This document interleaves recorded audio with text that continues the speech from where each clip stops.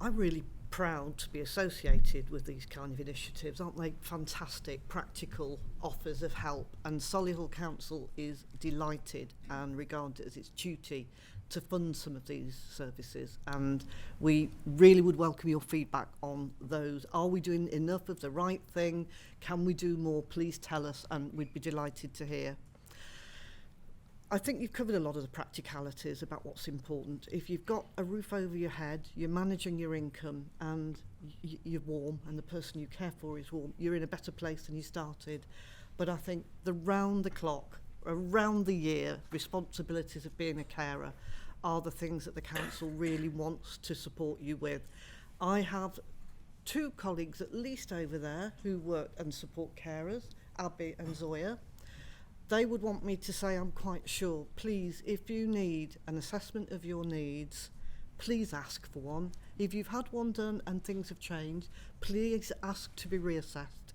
Your well-being is so vital and so often put second, and we don't want you to be harmed, impacted by the responsibility of caring, which I know you do with great willingness and commitment, but sometimes at a cost to yourselves.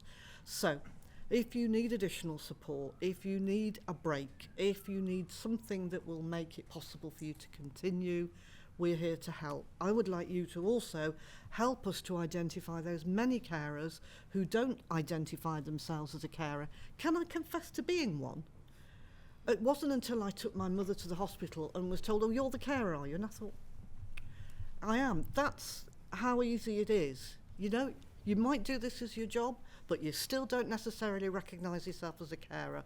So please, let's help identify the people in our street, the people we live near, members of our families who are also carers and may need support with what they're doing, and we'll all be a decent community that helps connect you to the support that you need. I'm including in this those children who are young carers of siblings. They may be helping to keep an eye on adults who are sick or disabled, right the way through the age group to those people caring for partners in later life. We are so dependent on the things that you do, and I'm very much aware at this time of year when things are hotting up in our hospitals and you may be caring for somebody who has a fall, or maybe they get a bad chest infection and need to be admitted. And I know the impact on carers will be the worry about their well-being. Where are they going to be when they're admitted to hospital? Are they in a corridor? Are they in a ward? What will they be like when they come home? What is there available to support me? We have got some really excellent services. Please draw on them. Please accept them. And don't feel that there is a pressure for you to manage without that support. We have a really good home discharge service that will support people to return home, and you will not be left on your own coping with things you shouldn't. We have fabulous hospital social workers who will also be available to support you. And when you're coping on your own, if you need help, there is the Carers Trust. There are social work teams for older people, people with disabilities, people who have mental health needs, and our children's services, who are there to connect you with whatever it takes to help you keep going.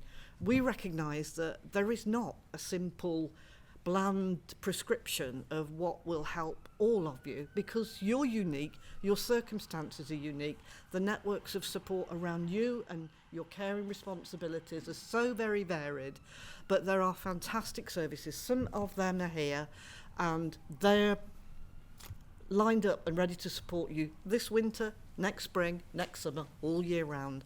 And please tell us if these things are not enough or if you want something slightly different, because some of you may have responded to carer surveys, and what we find really vital is if we're spending public money, and that's my job to do that, I want to make sure it's been spent on the right thing.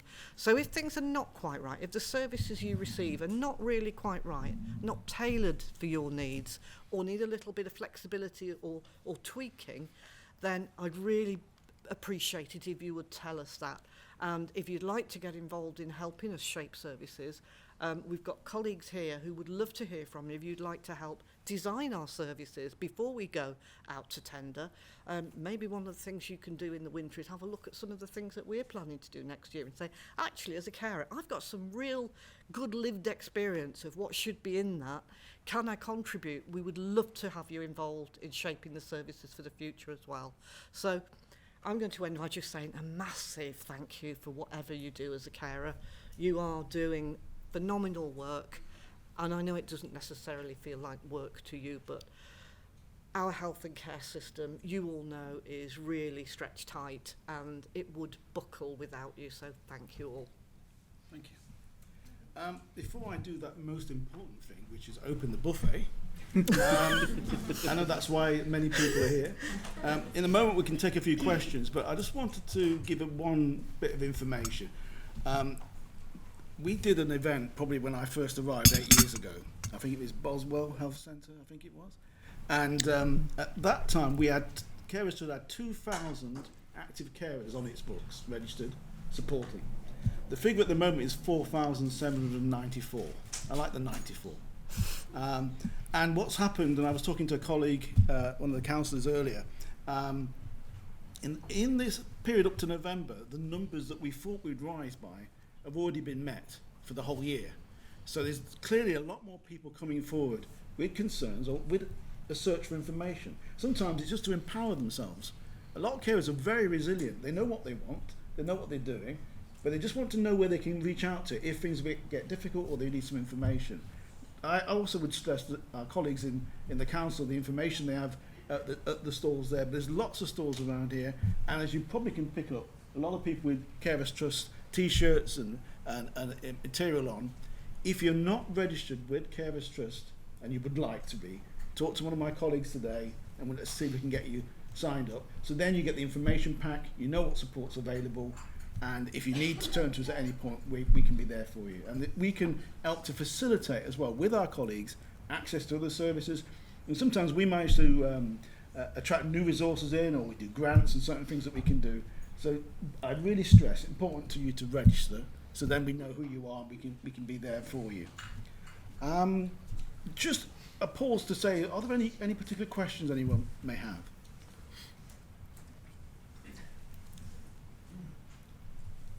I don't have a question, I'd just like to make a comment. I came for the first time last year, actually came volunteering with Health Watch last year. But the thing that I learnt and the thing that I did was to register with Carers Trust.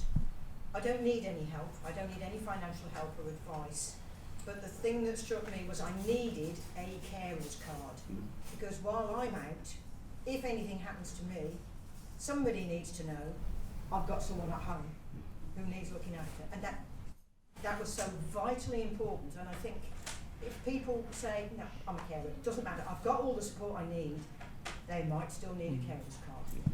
So thank you for giving me my carer's card. I was just few, because the times when you struggle to do all these things, that's fantastic. And that's an excellent point you made there. It's just being able to help those first responders. Say you had an accident or you went well. This is often a fear of many carers as well. They don't have many people they can turn to, but they're coping very well. But yes, absolutely. And that's yet another thing that we can do.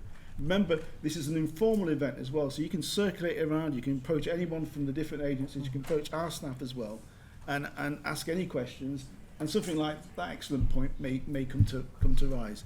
Anyone else? Right, well I won't keep you from your tea, because I would be very remiss. Thank you for coming, and obviously after you've got some food, this is all about networking, discussing, and finding out what people can do and asking questions. If you feel I don't want to ask it in front of everybody, you come and call on myself or anybody else on the panel. Okay then, thank you.